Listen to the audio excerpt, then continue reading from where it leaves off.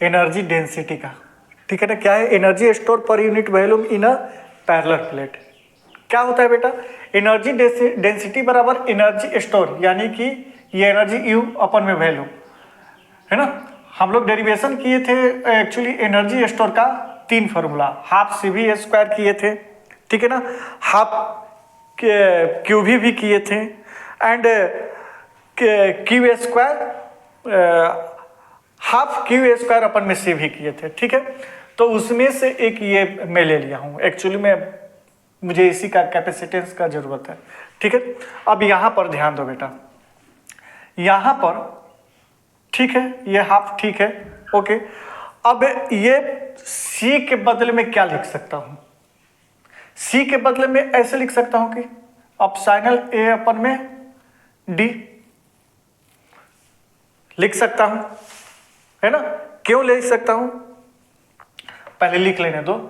और ये C के बदले में मैं लिखा हूं, है ना, 1/2 C स्क्वायर, और B स्क्वायर ऐसे ही रहेगा, ठीक, और A इंटू D ऐसे ही रहेगा, ठीक।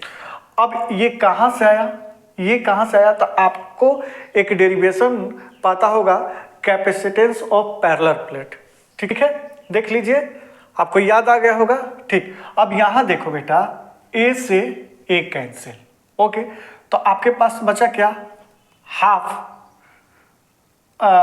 एप्सिलॉन नॉट, है ना, या ये ऐसे लिख सकता हूं क्या, हाँ चलो कोई बात नहीं, V स्क्वायर अपन में D स्क्वायर, इसको पूरा ही ऐसे कर देता हूं, V स्क्वायर अपन में D स्क्वायर।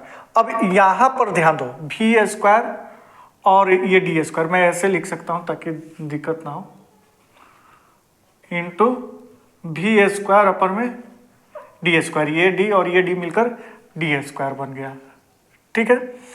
अब इसको ऐसे भी लिख सकता हूं, अच्छा, V square upon D square, अगर आपको याद होगा तो रिलेशन बिटवीन, देख सकते हैं, relation between electric field and electric potential, E बराबर dV अपन dx, ठीक है, और dV की जगह V और dx की जगह पर मैं D, ठीक है। आप इसको ऐसे भी लिख सकते हो, एप्सिलॉन नॉट अपन में 2, और ये क्या हो जाएगा, V अपन D का स्क्वायर, ठीक है। अब V अपन D का स्क्वायर क्या होता है, E का स्क्वायर, तो एप्सिलॉन नॉट अपन में 2 E स्क्वायर, ठीक है। या इसको ऐसे लिख सकते हो,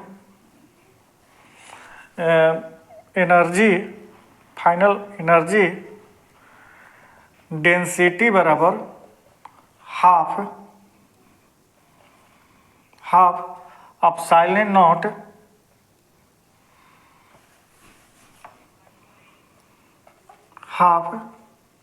एप्सिलॉन नॉट